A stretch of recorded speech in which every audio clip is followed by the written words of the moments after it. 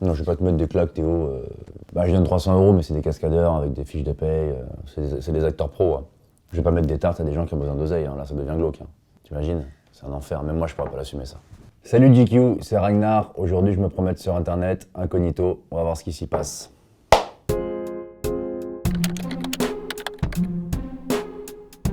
Allons faire un tour sur Twitter. Anthony Coulange, vient au PSG, stop, en tant que coach mental.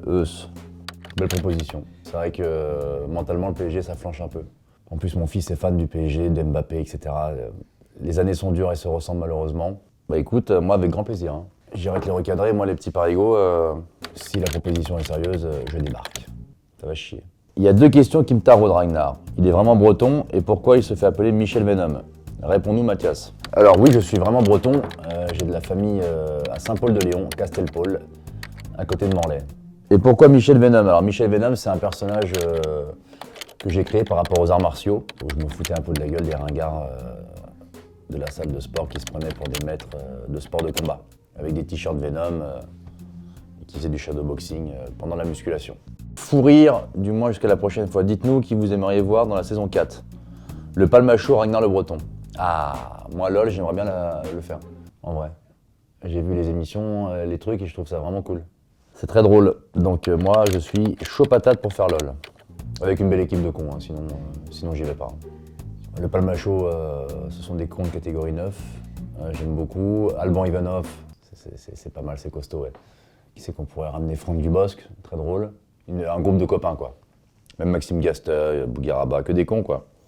Une anecdote véridique, une nuit pendant mes livraisons, je traverse le bois de Vincennes et je tombe sur un gars déguisé en Batman qui courait. Je croyais que je rêvais, mais non. Ragnar le Breton. C'est l'enfer. La scène est glauquissime. C'est combien l'affellation? C'est l'enfer.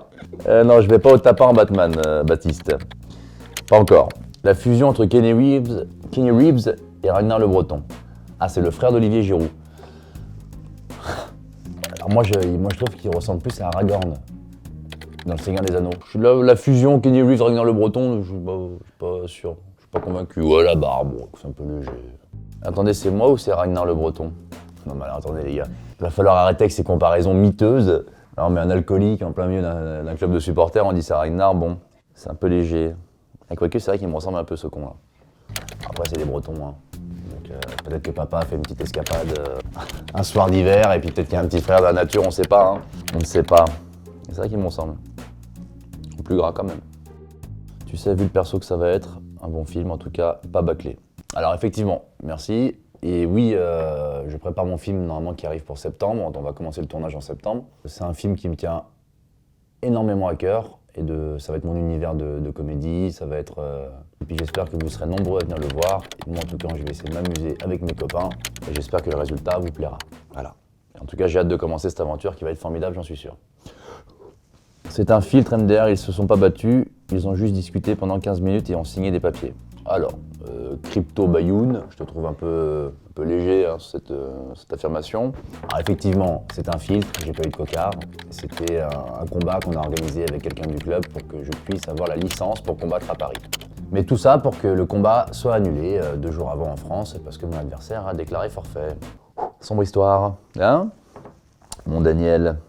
Il va vite comprendre que faire des sketchs, c'est plus simple. En France, on aime bien mettre l'étiquette, on a le droit de faire qu'un domaine. C'est un comédien, il doit faire que de la comédie. C'est un footballeur, il doit faire que du foot. Moi, je suis comédien, j'aime faire du sport, j'aime m'amuser avec les copains, j'aime faire plein de choses finalement. Donc je t'emmerde complètement, et puis je t'invite à me le dire en face quand on se croise dans la rue, tu vas voir. Ça va te faire tout drôle à toi aussi. Hein. C'est pas le mec qui fait des vannes dans la salle de muscu, Ragnar je sais plus quoi. Non mais... les gars me chient à la gueule, c'est terrible quoi. Ça c'est quand j'avais jeté mon petit François dans la Seine. C'est un cascadeur, hein, donc on avait fait ça, cette vidéo par rapport aux cyclistes sur Combini, je sais pas si vous l'avez vu, qui se levaient le matin pour mettre des prunes, pour filmer des infractions, pour les envoyer aux flics après. Enfin bon. Lui en temps de guerre, il fallait pas le croiser. Hein. Ils sont où? Là. Et maintenant TikTok. TikTok. Je sais pas TikTok moi. On me l'a sauté mon TikTok. Archem Bekalef. Putain, j'ai une tête, c'est l'enfer. T'as des beaux yeux, tu sais. Eh bah écoute, je prends Archem. Merci beaucoup mon poulet. pour ce compliment. Je t'embrasse. Yorin Nar, t'as pas moyen de faire péter la vidéo de ton combat, gagner ou pas, je m'en fous. Mais comment te supporter sans te voir? Ah, Maël Manus. Alors la vidéo en Suisse, comme j'expliquais, c'était un truc qui était pour contourner les règles de la fédération, donc il n'y avait pas forcément de vidéo. Et puis le combat que je devais faire à Paris, où mon adversaire a annulé pour blessure, c'était sur Canal+. Donc là, tu aurais pu me voir pour le coup. Mais j'ai pas encore donné ma langue au chat, je pense que l'aventure peut continuer bientôt dans l'octogone, mais pas tout de suite. J'ai d'autres choses à foutre quand même, comme me prendre des bourre-pifs. Mais ça se fera un jour. Il est pote avec le surveillant de mon internat. Alors je sais pas, alors Yvan, fait des vidéos avec moi, je sais qu'il n'est pas surveillant, c'est un comédien. Et Paul Lydie, je sais pas, Polo, je suis pas sûr qu'il soit surveillant non plus, si. À moins qu'il ait un sosie, ce con. Bon, je pense que tu te trompes, mon Loïs, là. Hein, tu habites à Évreux. Oui, j'habite à Évreux, en Normandie, loin de tout ce vacarme parisien. Moi, j'aime la simplicité, j'aime le calme, j'aime voir les mêmes gens tous les jours, avoir le même boulanger. J'aime la routine à la française, quoi. J'aime cette petite routine de campagne, de ville tranquille. Donc oui, j'habite à Évreux. Même si Évreux, il y a quelques petits coins un peu tendus, mais c'est ce qui fait le charme. Je vous aime bien les gars, mais le pot de Nutella jeté dans la nature, non. Alors, c'est vrai que celle-là, j'en suis peu fier. J'ai mis un pot de Nutella sur une canne à pêche et puis j'avais jeté un obèse. Enfin, c'était le pire sketch que j'ai fait, je pense. Là, comme ça, je mets le Nutella dans la flotte et il y a un obèse qui sort comme un poisson, qui mange le pot de Nutella. C'est un sketch qui est lamentable. Donc écoute mon Florent, je te rejoins complètement. C'est vrai que celle-là, c'est un enfer. C'est la pire vidéo que j'ai faite de ma vie. Oh. Passons à Instagram. J'ai pas capté l'event, il se passe quoi? J'ai fait ma tournée dans toute la France de mon spectacle au mois de juin. Hâte de découvrir le public dans toute la France, de voir des gens qui me ressemblent un petit peu, des copains, des cons quoi. Là j'ai fait 5-6 mois à Paris, c'est très cool. Mais là j'ai envie de découvrir la province, de rencontrer les gens, de s'amuser. C'est un spectacle qui est abominable, qui est interdit aux moins de 16 ans d'ailleurs. Il y a beaucoup de gens qui sont partis en plein spectacle. C'est pas évident. Non, je rigole, c'est un spectacle, j'en suis très fier. On est avec Yvan sur scène, Nobron, c'est un peu comme une pièce de théâtre pour moi, plus. Faut venir. Donc il y a de la mandale, évidemment, pour les gens qui veulent me voir mettre un marron. Mais il y a un spectacle travaillé, et puis je pense qu'on va passer un super moment. Hâte de venir vous voir. Gros bisous à tous. Ta tournée consiste à quoi? Mettre des claques, tout le spectacle. Mais je t'emmerde, toi, putain, mais c'est quoi ces mecs, là? Bon, c'est vrai que j'ai la main parfois un peu lourde. Non, c'est un spectacle qui est travaillé. Il y a une baffe sur 1h15 de spectacle. Elle est à la fin et c'est très léger. Enfin, c'est très léger, ça dépend de mes humeurs, mais c'est un spectacle, il n'y a pas que de la baffe, non. On parle de ma vie, de la mixité sociale, du racisme, des beaufs, de la Bretagne, de mon grand-père qui se branlait sur le journal du Hard quand je dormais. La vraie vie, quoi. Dites-moi pourquoi le moins de 16? Parce que pour comprendre certains sujets, il faut avoir un certain vécu, mon grand. Hein, tu vas pas arriver avec tes 12-13 ans puis essayer de me faire croire que tu comprends la vie, tu comprends rien. Donc il y a besoin d'un petit peu d'adaptation, il faut connaître certains sujets, il faut avoir un peu de recul sur certaines situations, il faut pas arriver comme ça, comme un poisson rouge, complètement perdu dans la mer, quoi. J'espère qu'il annulera pas la veille. Écoute, c'est pas moi qui ai annulé déjà pour commencer, c'est l'autre. Moi j'étais prêt à partir à la bagarre, donc je t'emmerde, yo. J'annule jamais, moi je vais toujours au bout. Je l'aime bien, mais pas au point d'aller le voir en spectacle. Mais va te faire enculer, Lou. L'autre, il est fou, le mec. Je l'aime bien. Bah si tu m'aimes bien, viens claquer 35 balles, attends, Non, bah écoute, si tu m'aimes bien, déjà, ça suffit. Voilà. Bon, achète ta place, comme ça me ferait plaisir. Quand tu passes sur Toulon, j'aimerais organiser une vidéo pendant ton spectacle, en immersion. Stop, tiens-moi au jus, en privé, si t'es OK. Je m'organise, je m'occupe de tout, demande d'agrément, action au Zénith de Toulon, etc. Merci, frérot. Eh ben écoute, RC Reclaru, tu es le bienvenu. On fera une super soirée ensemble. Je t'ouvrirai les coulisses des loges. Par contre, accroche-toi au siège parce que ça va bouger un peu dans les virages. L'équipe est particulière. Mais avec grand plaisir, mon poulet. Je comptais venir te voir, mais à 37 balles, je pense que t'as un peu abusé. Arnaud. Je me calque par rapport au prix du marché. Les mecs, ils font des places à 50 balles, 60 balles, 45 balles. Moi, je suis le moins cher de tous. Hein. Moi, je fais exprès de regarder le taux de chômage, etc. Tu sais, je regarde un peu, tu sais. Et quand on va jouer dans une ville où je sens que les moyens financiers sont plus bas ou que les gens n'ont pas forcément d'oseille, bah, tu baisses les prix. Je coupe en deux. 37 €, il faut dire les choses, c'est vrai que c'est cher.